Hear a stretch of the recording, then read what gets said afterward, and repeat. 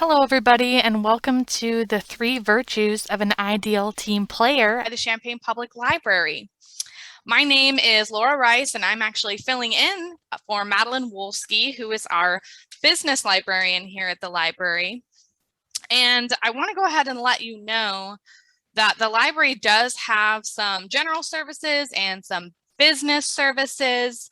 If you're interested in learning more, one thing I want to let you know is that we have something called a book librarian. So that is a one-on-one consulting session that you have with one of our librarians or staff members. And you can reach out to us if you want guidance on if you're looking to start a business, if you want to get more information on a business plan, or if you'd like some assistance using some of our research databases. You can even reach out if you have a new device and you'd like some more information on how to use it, or if you have a friend or a parent who would like some more information on using their device. You can certainly recommend that they visit us here at the library and schedule a session with us so that they can get some more one-on-one assistance. It's a service not everybody knows we offer, so I always like to point it out in our webinars. Another thing I wanted to mention to you before we get started is that today's webinar is being recorded. So we'll have this available on the library's YouTube channel, and you'll be able to access it after this session. I'll email you a link so that you can go back through if you want to peruse this webinar again. We're going to host this webinar a little bit different than some of our other business webinars if you've attended. So if you have questions today, we're going to be using the raise hand feature and the chat feature, but we're actually going to this time ask if you'd like to have a little bit more dialogue and conversation with our presenter John and myself today, that you unmute your microphone and we'll be able to have a little bit more of a conversational style webinar today versus presentation. You can still use the chat feature, absolutely, and that's going to be located at the bottom of your screen in the middle. And all you have to do is type in your question, your comment, your concern. If there's something that you'd like to share, please feel free to use the chat feature, especially if you're having a technical issue. You can certainly just reach out to the presenters, which would be John and myself, or you can send your inquiry to everybody in the group. That's fine too. So just make sure you look there at who you're sending it to before you go ahead and release your chat out into the webinar.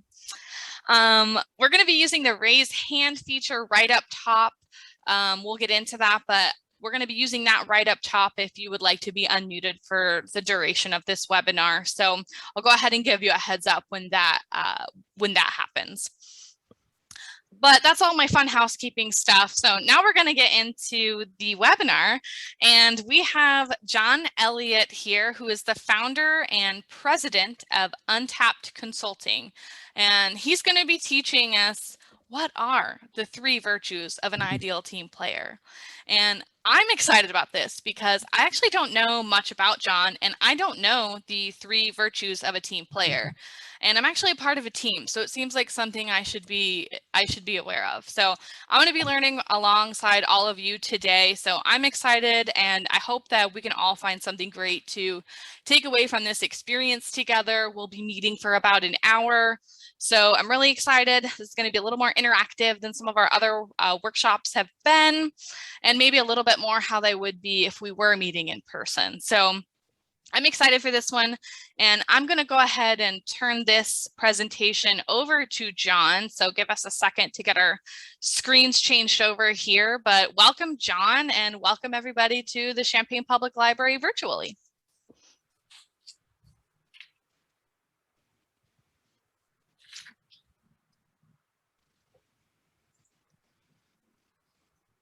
All right, we're good to go here? We are good to go. How's everybody doing? Do we feel good? I'm feeling good. Laura, thank you for that introduction. Absolutely. Hopefully I didn't go over everything too quickly. Sometimes I run a little quick. Well, I'm thankful to be on here. Appreciate the library for carving out the space for me to share and for me to connect with you all. As you mentioned, we want to try to make this as interactive as possible. I know it's a webinar, right? So in a perfect world, we'd all be sitting around the table here with a cup of coffee. That's not our reality right now. Yeah, that's just my preferred style. I don't like to talk at people too much or too long. And so I've got some things certainly I want to present, but, would welcome as much kind of dialogue as you all are willing to have, and as this medium will allow for. And so on that note, I'd love to kick things off by just getting a little bit of context on who we have here. It's not that big of a group. And so I thought maybe we could take just a minute or two at the beginning and just get a sense for kind of who's part of this next hour. These virtues of an ideal team player can be applied in a lot of different ways. And so it might just be a little bit helpful for me as we go here, just to have a sense, for generally kind of what space you guys are in and gals, and maybe what roles you fill on a team. Maybe some of you are in between work things and trying to figure some of that out. And so maybe we'll just kick it off with the chat function. We'll keep the bar low. And so if you're willing, maybe just in the chat real quick, just kind of share, you don't even have to share your name if you don't want to, but just, kind of what space you're in terms of industry, and, maybe kind of what type of role you're in there. That would be helpful for me as we kind of walk through. You can share that with just the panelists if you want, or if you want to put it to the group, you can too. So why don't we, I'll just maybe give a 30 seconds or so and give people a chance to do that if you want to.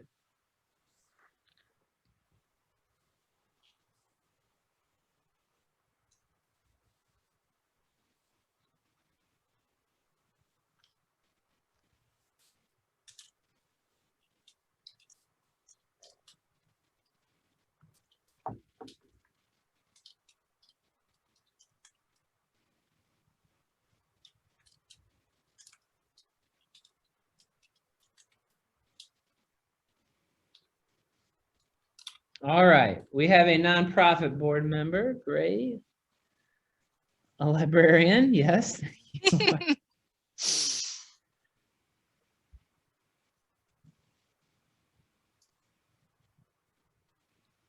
Owens.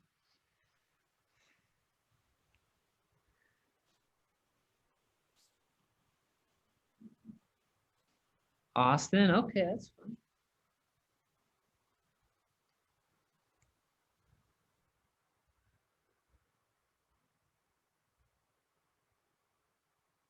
Okay, this is cool. Yeah, we've got people operating in all kinds of different spaces here, different roles: software engineers, ag tech startups, food co-op. That's great. And that's kind of the beauty of I think the framework I'm going to share with you, that it can literally be applied to any team trying to accomplish anything in any space. And so we'll kind of get into it here. Just a little bit about me. Grew up on a farm, so I see some of the ag folks here. That makes me happy. Came here to the University of Illinois, got my degree in the early 2000s. Have done a number of different things since. Was an interstate school teacher with Teach for America in Atlanta. Ran a research lab here at the U of I, studying bullying in public schools. Was actually a pastor for 5 years at a church that I helped start. Helped with operations at an ag tech startup. We actually have one of my former team members joining us, which is a fun surprise. And for the last several years, have been running, as Laura mentioned, a management consulting practice called Untapt. And with that, I will go to my screen here.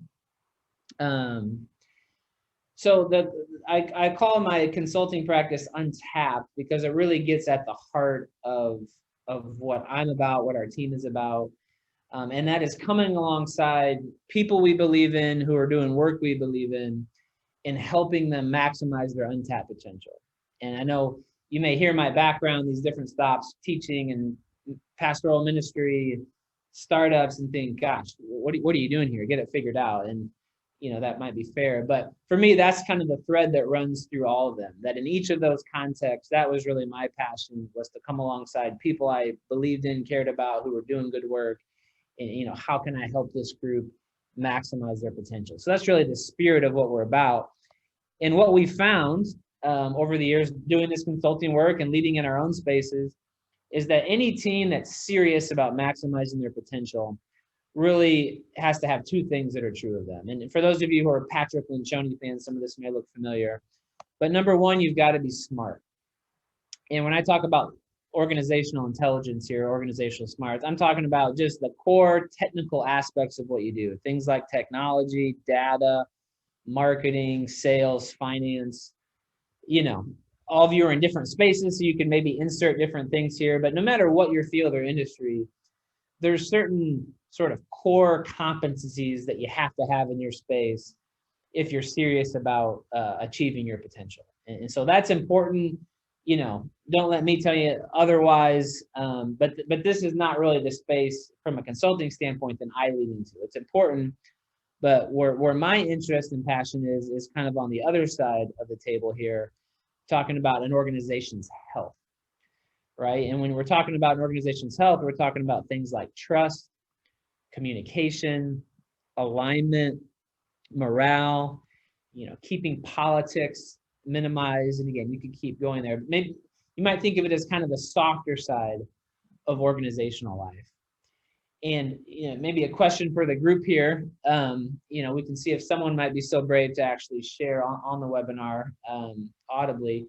Generally speaking, you all have worked in different spaces. When you think about the smart side, you think about the healthy side. Which of these domains tends to get more emphasis, more resources, more investment, the healthy or the smart side, just based on your life experiences? Y'all can throw it in the chat, or if you'd like to answer aloud, I'm happy to unmute you. Just raise your hand so I know who wants to be unmuted. Okay, Brendan, I'm going to unmute you now. All right, can you guys hear me? Yeah. Yep. Wonderful. Hey, John, how's it going? What's up, bro? I would definitely say that the smart side gets a lot more emphasis through hiring processes and training and all that.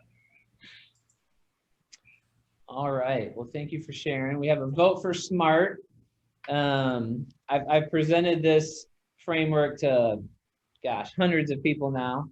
And most everyone I put it before says, yeah, while it varies some job to job, context to context, most people say on the whole, there tends to be more emphasis on smart than healthy.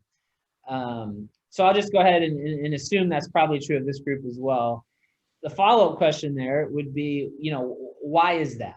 Why is there almost seem to be a gravitational pull towards the smart versus the healthy? And I'd be interested to hear, maybe someone's thought on that. Yeah, if anyone else wants to be unmuted to speak, just let me know. Happy to unmute you.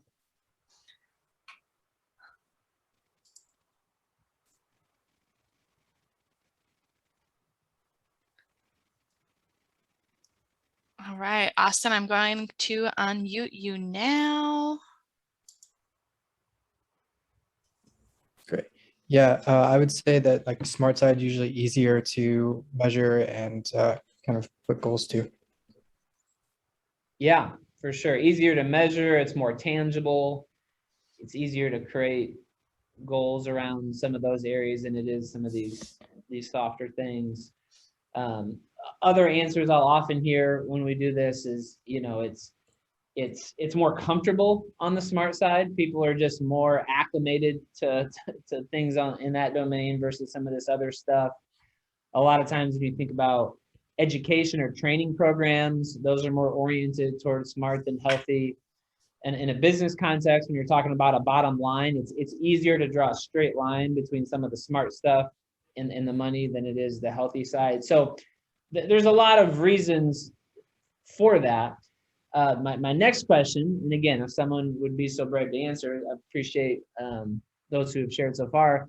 What do you think are the consequences of that, right? If it makes sense to us, okay, here's why the smart tends to get more emphasis. But if over the course of months and years, maybe even decades, an organization primarily invests in the smart kind of stuff to the exclusion of the healthy stuff, what might you expect to see emerge in that team or organization?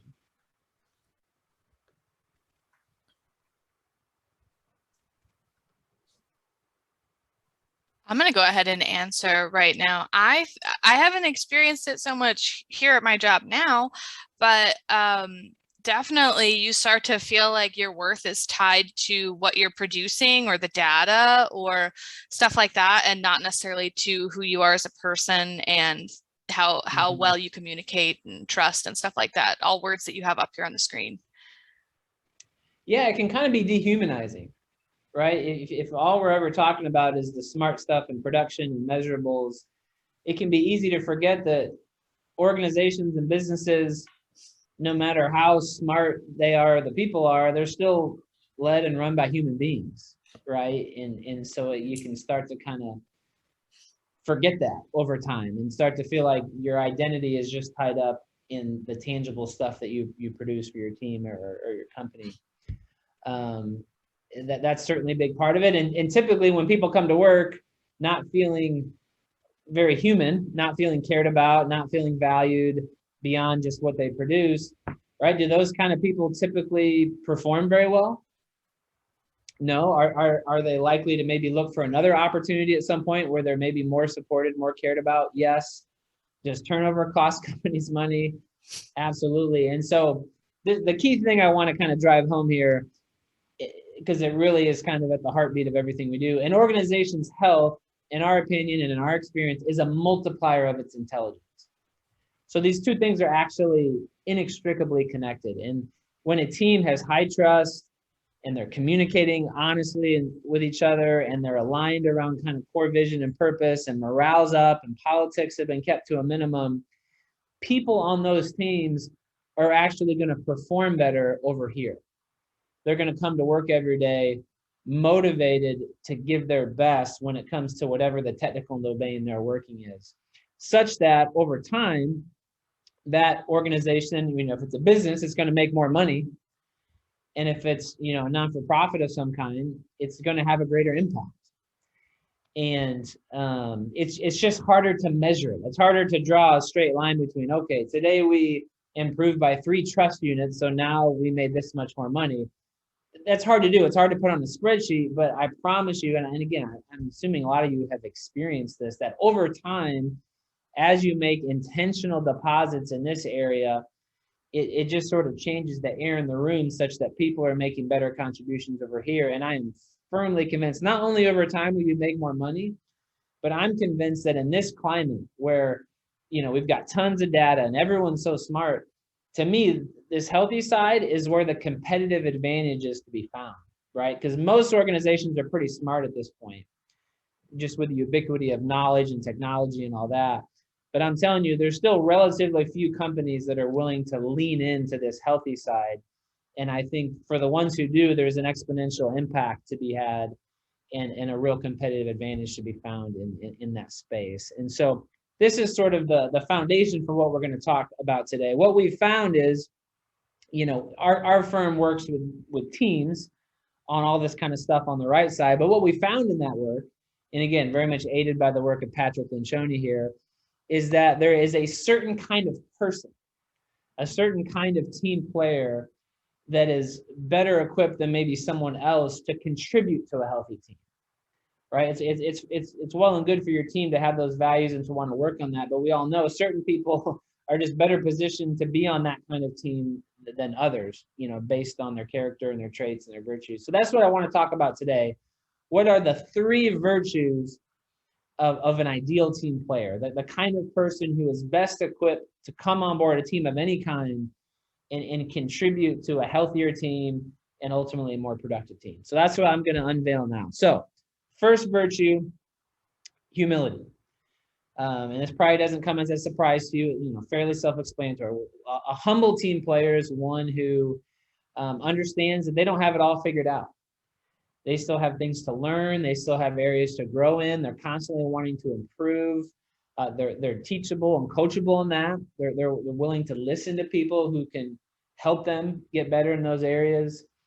A humble team player is one where it's not all about them, right? You've probably been on teams with this kind of person, where everything kind of revolves around them and what works for them, and they seem to be more oriented towards themselves than the rest of the team. And so That is the virtue number one. And I just remembered something. I wanted to ask you a question before I gave you all these. So I'm going to press pause and go back 1/2 step. Before I share any more, I want everyone just to take a moment and think, and maybe even jot down the best team member you've ever worked with and the worst team member you've ever worked with. Now, you're not going to share this. I don't want to ever hear any names here, but just in your own mind, or maybe on a sheet of paper or on your phone or whatever, just take a moment and think, who is the best team member you've ever been around in any context? Could be sport, could be work, could be a board. Best team member you've ever been with, and the worst. And what I want to do is I want to come back after I've presented all these, and I want to kind of have you reflect on each of those people through the lens of this framework and to see, okay, does this grid for an ideal team player help me make sense of why I really, really enjoyed working with this one person and really did not like working with this other person? So just take maybe 15, 20 seconds there and think, best team member you've ever had, worst team member you've ever had, and then we're going to come back to it in a second. So I'm going to give you a moment just to think about that.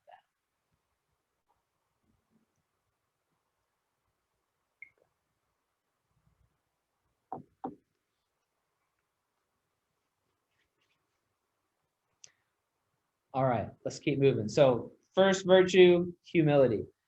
Second virtue, hunger, right? An ideal team player is hungry. What are we talking about there? Well, we're talking about someone who's motivated, someone who's driven, someone who comes to work every day just eager to make positive contributions to what's going on. A hungry person is not someone that you have to sort of cajole into doing things. It's not someone that you have to constantly be trying to motivate. You know, for a hungry person, the motor is always running, right? And that person, they may need some direction. They may need some support. It's not that they're just self-sufficient, but you know, the motor's always running them. They're eager to get after it, and they just need some direction as to how to do that. And so that would be the second virtue of an ideal team player. It's not enough just to be humble and teachable and all that, but you've got to be hungry. You've got to be driven. You've got to be motivated to come and give your best every day. So humility, hunger. The final one is you got to be smart, but I'm using smart in a different way here. Right? I'm not talking about smart as I did on the last slide. We're not technical smarts, not academic smarts. I'm not talking about IQ.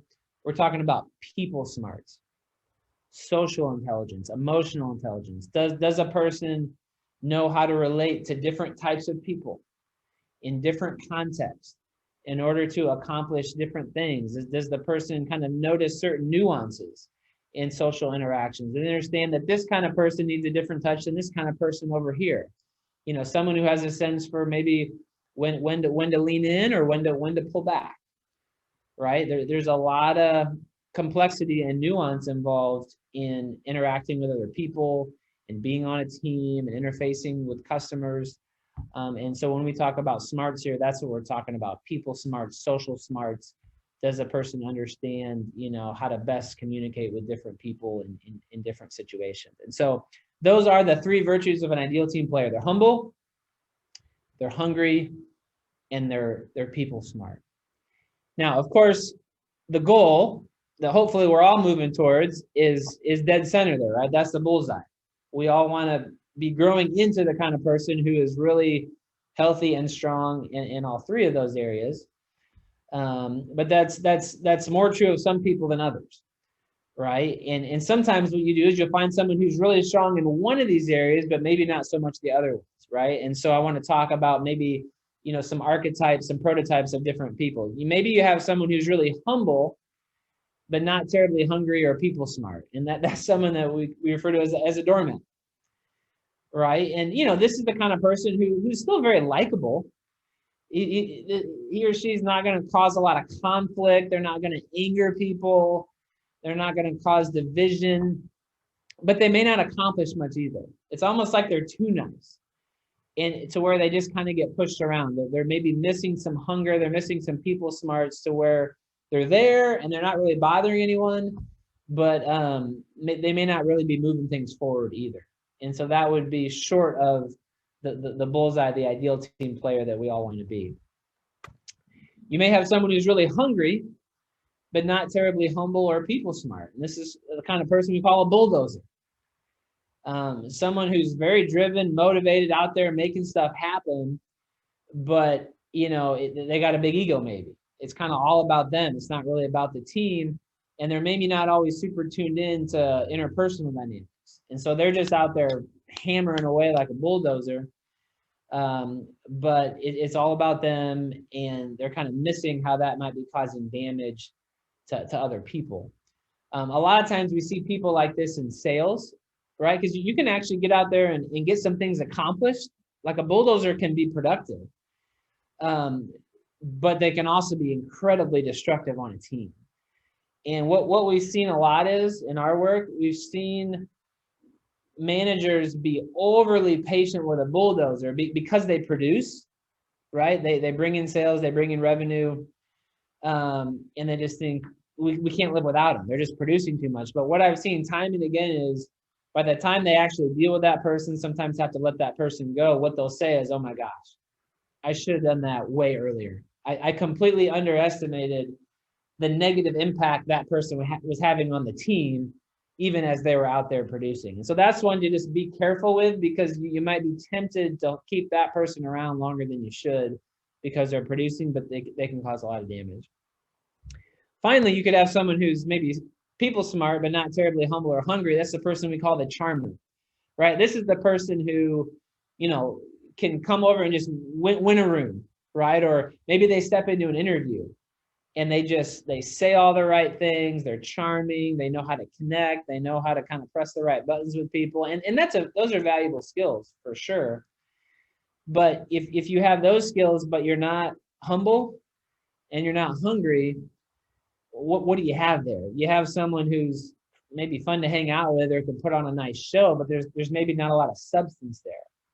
And the thing you have to be careful here, and I already kind of mentioned it, is in an interview context, right? This is a person who can really shine, in one or two interactions. You think, wow, we just got a blue chipper here. Let's hire this person. Well, then after you've worked with them for a few months, you realize, oh boy, there's nothing underneath that.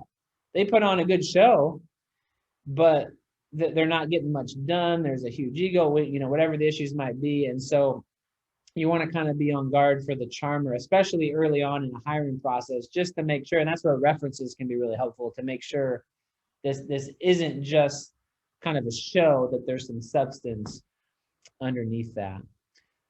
So that's the ideal team player, and maybe where a team player can maybe get a little out of balance in some of these. And so I want to revisit the question I asked, the best team member you've ever had, worst team member you've ever had. Now that you've been presented with a model here, and again, I'll invite a brave soul or two to share if you're willing. Does this model help explain or shed insight into either or there? Either why there was a person that you really liked or a person that, boy, was just not a good team player. Again, we're not looking for names, but would love to maybe hear a person or two reflect on one or the other of those people in light of the model here. So we'll invite someone to share if they're willing.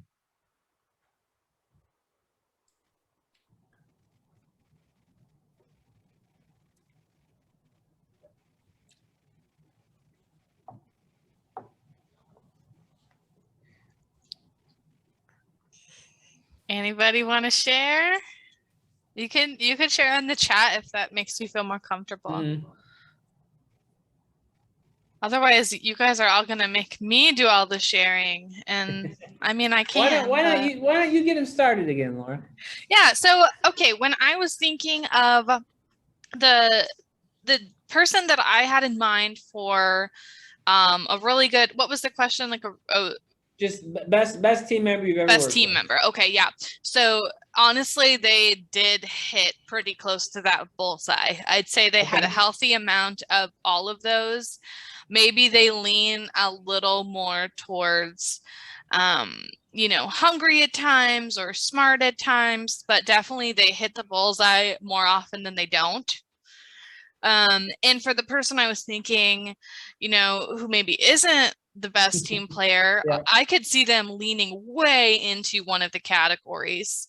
and not hitting the bullseye as often. So this visual was really helpful for me to put a name to some of those qualities in a category. And anyway. If you don't mind me asking a follow-up, on the Yeah. ladder there, what was it? Did that person lean more doormat, bulldozer, or charmer? Bulldozer. Yeah. Yeah. Bulldozer, maybe bulldozer and charmer combined sometimes. So not necessarily giving other people, the credit or the opportunity to shine either. And I'm curious if I can ask one more. Sure. Was that person, how is that person sort of managed in the organization? I mean, were they sort of protected because they had this charm and they were getting stuff done, or were they sort of being held accountable for some of the problematic behavior? I think it's been a little while, but I think a little bit of both.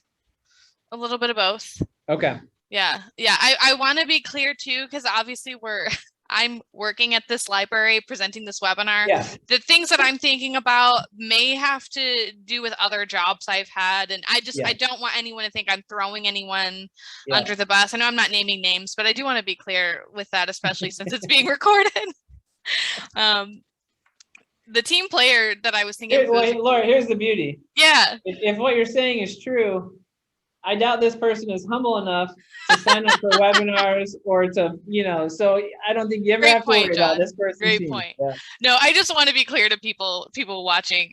That's not my intent. My intent is not to throw anybody under the bus or praise certain people at all. I know I'm not naming names, but yeah. And I guess you have ultimate editing privileges, so you can just cut I'm going to edit this whole thing out. This is exclusive, you guys. No, I'm just teasing. That's been my experience, though. Okay. I am going to go ahead and read, if it's okay with you, Karen, your response out loud. Is that okay with you, so that we've got this in the, recording as well? The chat isn't saved, so I'd love to have your dialogue in the recording too, if possible. But I absolutely do not want to if you don't feel comfortable. Okay. So Karen shared, thanks for the diagram. If we get off too far on one part of the three, how do we become more centered? And I'm sorry, I'm trying to move and she's chatting as I'm reading out loud. So how do we become more centered, and so that more valuable, hold on, I should read out loud before I start, read in my head before I start reading out loud. Okay, and how do you also help other teammates to be valuable and valued? Yeah, do you have any insight on that, John? I hope, Karen, I hope I'm reading this how you're meaning for it to be. Karen, your question is timely, because that's exactly where we're headed next. I'm going to invite all of you who are on this webinar, and maybe those of you who are listening to this later, to actually do a quick self-assessment on this front. And so this is an exercise we often do with our clients, members of a leadership team, where we have kind of humble, hungry, smart, with just a few questions underneath each of those headings to kind of help you self-diagnose where you're at on these fronts. I mean, this hopefully goes without saying, none of us are perfect, right? And so when we talk about the bullseye, there really is no human being on the earth right now that's perfectly at the center of that, right? At least that's what I believe. We're all in process. We're all trying to grow. We're all trying to get healthier, right? And so on some level, we're all trying to move towards that center, from where we're at right now. And so that's something we find really helpful with our teams, is just to kind of take a minute to invite everyone to reflect on, hey, where am I at with this? It's one thing to talk about this team member or that team member, but what about the person in the mirror, right? That's the person that we actually have control over. And so I think Laura is going to share a document. Maybe she just did. Yes, I have shared the document and also a link to click on if you'd rather view it that way. Yep, I'm going to do. turn off the PowerPoint here. So yeah, you should see that document. You know, and maybe I'll read them out loud for that would be helpful too. You can give yourself a score on each of these questions.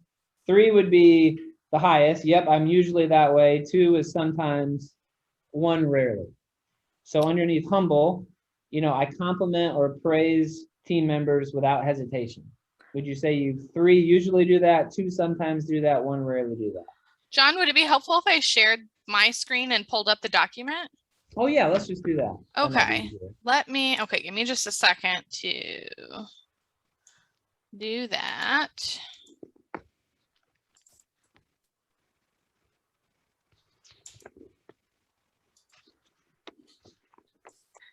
All right, hopefully y'all can see the document on the screen here, and I'll go ahead and let me see if I can zoom in a little bit. And it doesn't show on your end, I don't think, but hopefully this will help. Yeah, and we're gonna send you this document and a couple others at the end of all this, just so you have this if it's something that you want to use, you know, with the team that you're on or you're leading. It's a simple thing, but it can really create some powerful conversation. So take a second and kind of maybe read through these questions, both, you know, humble, hungry, smart. Give yourself your score, and even if you don't want to answer it item by item, what we're really trying to get at here is a ranking. You know, all of us, no matter where we're at with those, you know, probably have one of those that's the strongest, one of those that's like, okay, kind of more in the middle, average, and then one that's probably our weakest. You know, I'll just share for me, hunger has never been a problem for me. I've always been very motivated, very driven, very oriented towards let's move, let's make progress. And so I can never really remember a time in life where that was much of an issue. But I would say the humility has been an issue at times. And something I've had to work on, and to some degree the people smart too, just knowing when you might be pushing a little too hard, when you might be going a little too fast, when you might be a little too demanding of others. And so for me, that ranking would probably look like, you know, hunger at the top, people smart number 2, and probably humility number 3. Or you know, it's an area I think I've made some progress in, but definitely something I'm still working on. And so would encourage you all to take a few minutes here, read through those questions, and come up with a ranking for yourself.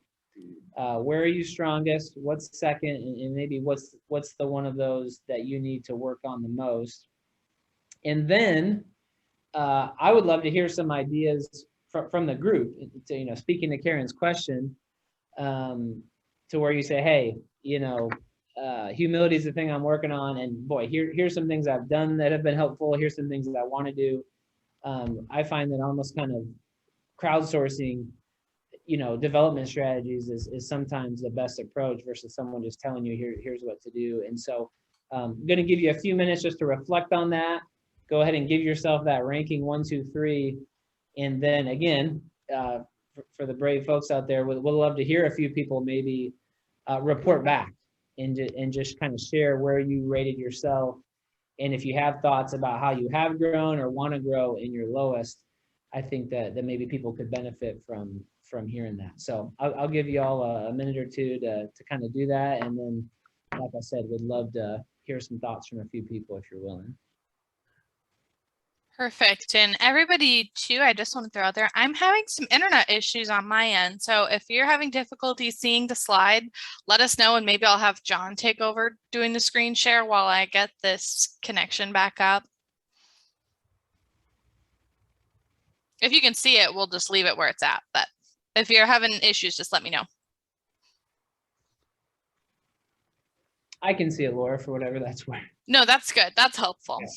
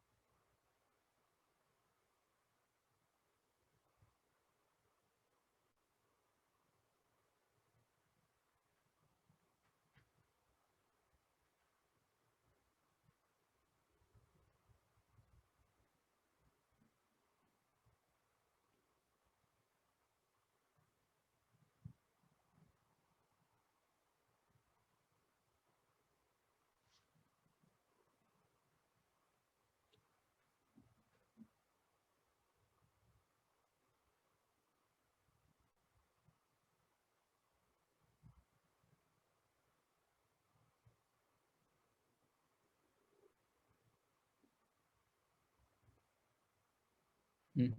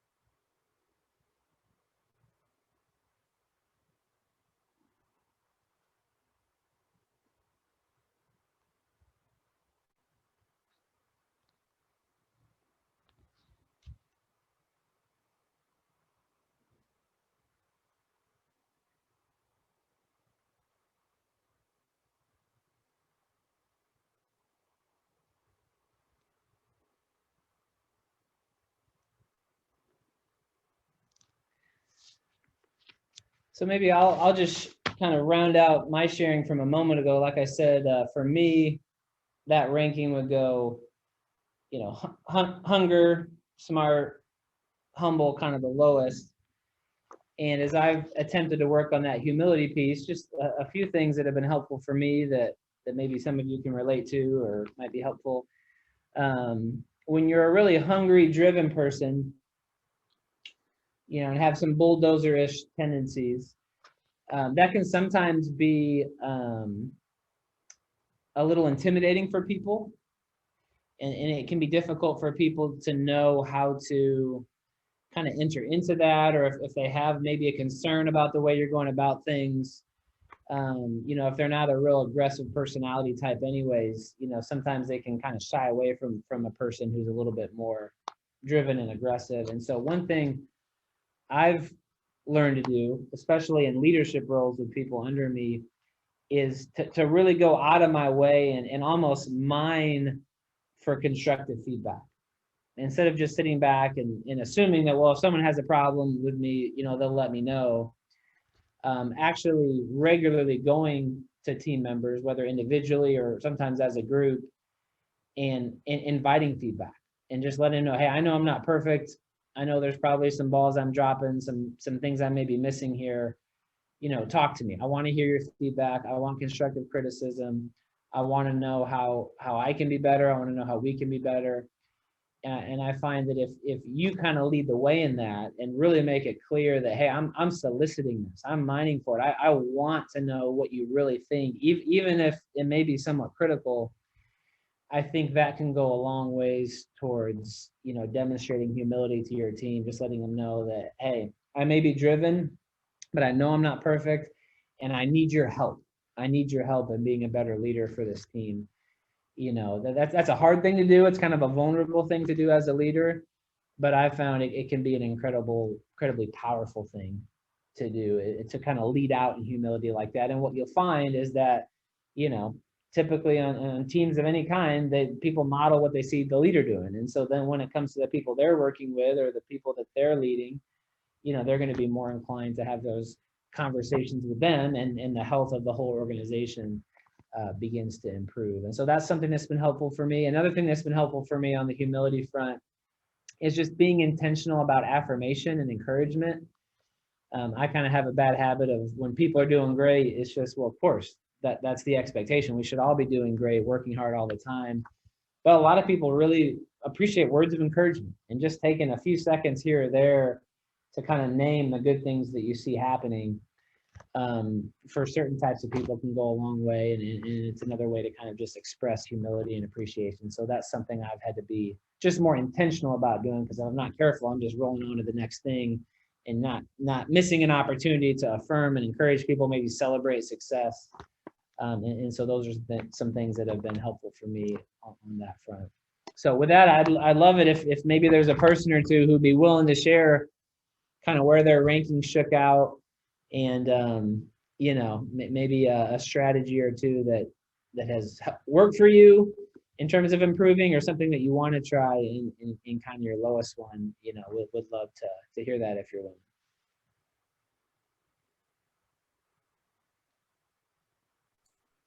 We had a couple of people drop out in the last few minutes, so it's just me and Austin here. So Austin, it's cool if you wanna jump in here. We'd love to hear from you. If you don't worry, I'll go ahead and I'm happy to share as well.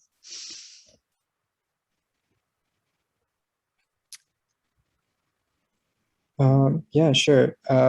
I was pretty well tied for hungry and humble, and then smart was actually my lowest one, which I am not super shocked on, to be honest.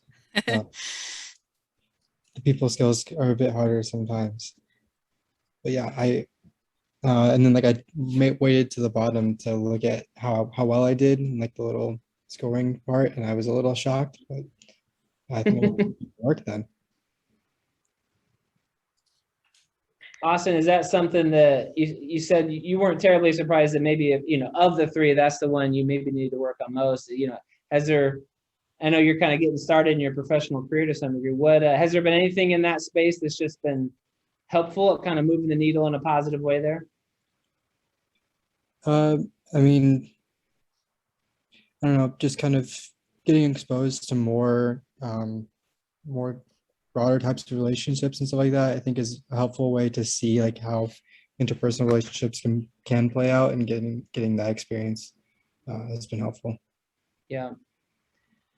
I think on that front, you know, when you're growing in people smarts, you know, you're sometimes you're just not sure. You're interacting with somebody, you're kind of wondering, is this right? You know, am I doing it right? Are we connecting? You know, and so what I've seen helpful there is just, you know, you can't do this with everyone, but when it comes to the people that you're really close with in life, that you trust, you know, just inviting feedback from those people who are around you in the social settings, and just inviting some candid feedback, like, hey, you know, what are some things I may have been missing there or not tuning into? You know, that can also be helpful in a business context. You know, so if there's some people in your world who know you pretty well, who you trust them, they trust you, that you can get some feedback on that front, you know, that can be really helpful, because they can maybe help you notice things or tune into things that you know, that you just may not have latched onto in a given interaction. I know for us, just one way we express that with our consulting firm is that whenever possible, we try to take two people to an engagement, because no matter how people smart an individual might be, there's going to be things that they miss, right, in a room full of people. And so whenever possible, we try to bring a sidekick, you know, even if they're not really presenting much, but just to be there, to be listening, observing, connecting, and invariably at the end, that there'll be things that person notices that maybe the facilitator doesn't. And so I think no matter where you know, even if that's a strength of yours, that can be a really helpful exercise too. Laura, do you wanna do your share too? Sure. Yeah, I mean, what I noticed, I like kind of scored in the middle for all of them. So needing some improvement, which I'm not surprised by. But something I noticed, and what I like about your presentation, is it's totally turning this on like ourselves. So it's like not pointing the finger at someone else and how they're acting at, you know, not acting as a team player. It's like, no, let's look at how you act And I think that's really important, and it's like so hard to do. So I noticed that I could be a little more humble, and I know exactly why. It's because I don't want to be perceived as not smart. So sometimes I have difficulty praising other people, because it feels like, oh, if I praise other people, someone's going to see that I'm not good enough to do what I'm doing, whatever it is, if it's professional, if it's personal. So I noticed definitely that I could use some work in being a little bit more humble and using some, humility. The irony with that, Laura, in my experience, because I know exactly what you're talking about, is that, you're afraid to, have it exposed that you didn't know this, you didn't know that, or they're not gonna think I'm very smart. That was a real struggle for me. That time I spent in the ag tech space, and it was kind of new for me in some ways. And the irony is, what I found is people really appreciate just honesty and humility. And so, sometimes in our attempts to project intelligence, that can be actually off-putting to people. And when you're willing to just say, you know what, honestly, I'm not sure about this, or, I'm not sure if that's the right move. I don't even know that much about this. That actually has a way of building trust with people. Where it's like, okay, they have enough self-confidence where they can admit if they just don't have an answer for something, or they don't know right then and there. And so that's a process for me too, but it's almost like, it works the opposite of what our flesh thinks it might work. Yeah, I've been working on that just in my personal life as well, trying to be a little more just complimentary and understanding. And it's hard work. Any of these things that we all have to improve on, it's all hard work. It's not like jumping from the 1 to the 3 isn't easy. Yep.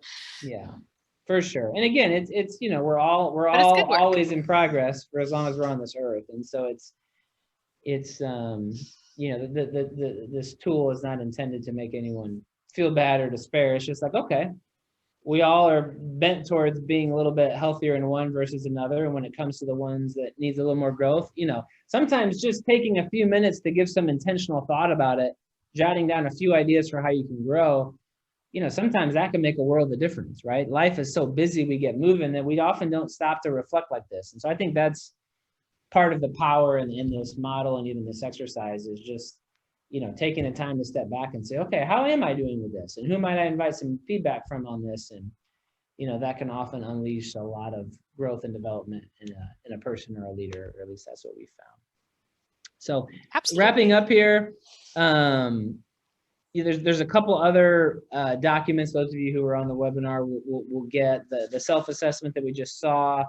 There's a full kind of basically the exercise that we just went through with a little bit more depth, 2-page PDF. And then a tool I found really helpful, it's actually a hiring guide or an interview guide, I guess you should say, for ideal team players. And so underneath each of these headings, humble, hungry, smart, there's just some sample questions that you can consider asking a candidate, no matter what your field is, just to try to kind of get at where they're at on this front. Some of the clients we've worked with have really rallied around this model just because it's so simple, but it tends to resonate with people. And so, just passing along those resources as well, in case you wanted to kind of take this and maybe do it with your team, or you wanted to maybe hand it to an HR person and say, hey, this is a tool you may draw from as you're asking questions of candidates. We've seen some entities really run with this and kind of create some common language around hiring, personal growth, team accountability, that kind of thing. And so if that's something you want to do, feel free to take those resources and run with them. And again, one last time, Patrick Lencioni Table Group, a lot of this stuff comes from his work. He has a whole book on this topic, Ideal Team Player. And so if you want to take a deeper dive on this concept, we'd definitely encourage you to check out. I wonder if we have that book here. What's it called? I'm going to look it up real quick. What's it called? The Ideal Team Player is the book about this. But he's got a number of books about kind of just organizational health broadly. 5 Dysfunctions of a Team is probably his most well-known. I would guess you probably have a few of his works there at the library. It looks like we do. So folks, please check out if you want more information. We've got, looks like, a few of his books here. So including the Ideal Team Player. Okay. And like John said, those you might have seen on the screen, I kind of scrolled through some of those extra documents that he has. So I'll be emailing those out to all of you so that you've got a copy of those documents as well as the assessment that we took today. So do you have anything else, John? I think that's all I got. Humble, Wonderful. humble, hungry, smart. Let's all go out there and try to be a little healthier on all those fronts. Humble, hungry, smart. I know we only have one person left in here, but I'd love to open up the floor if you have any questions for John during our last few minutes. Yeah, if you'd like to ask one, please feel free. But John, is there a place that folks can contact you if they're interested in your consulting? Is your website the place to go? Yeah, website was the place to go, untaptconsulting.com. There's a place you can message, us from there. You can email me, john@untaptconsulting.com too, if that works better for you. But yeah, we just love to see teams get excited about getting healthier, and so if that's something you're interested in exploring, we love to be a part of that. For us, this isn't just a business that we run; it's a movement that we're a part of, and anything we can do to help you and your team become a little healthier would be really gratifying for us. So. Awesome. Well, John, thank you so much. We'll be linking to Untapped Consulting in the recording as well. So if you would like to book Untapped Consulting for anything for your team, or if you want, it sounds like they do some more one-on-one appointments as well too. So it'd be a wonderful resource for you all to look into. So with that, we're going to go ahead and close out today's webinar. So thank you all for coming today. Thank you to John and Untapped Consulting. We'll be uploading this recording for you. And I just want to thank you so much for participating. This one was a little bit more, I would say, vulnerable for me. And for some should have a warning for the next one. Right. No, it was great. And it's always good to get different perspectives and hear what different people have to offer. That's the whole point, right? We're all a part of this big team. So it's good that we all feel comfortable sharing these things with each other. So thank you, John. And one last time. Yeah. Laura's least favorite team member does not work at the Champaign Public Library. Right. We're going to get out not in front work of any here. controversy here. Yeah. And then flash forward to the recording, and I just put their face up real big on the screen. No, I'm just kidding. I would never do that. That would get some eyeballs, I bet. I know. I want to crank up the views for this webinar, so why not? No, anyway, thank you all for coming. I really appreciate John's time. I appreciate your time, and we'll see you for the next webinar, which let me look up what that is real quick. We do these webinars almost every day. We have an activity of some kind, mostly virtual. But our next business webinar will be at noon on the 14th of October, and it will be Get Your Business on Google.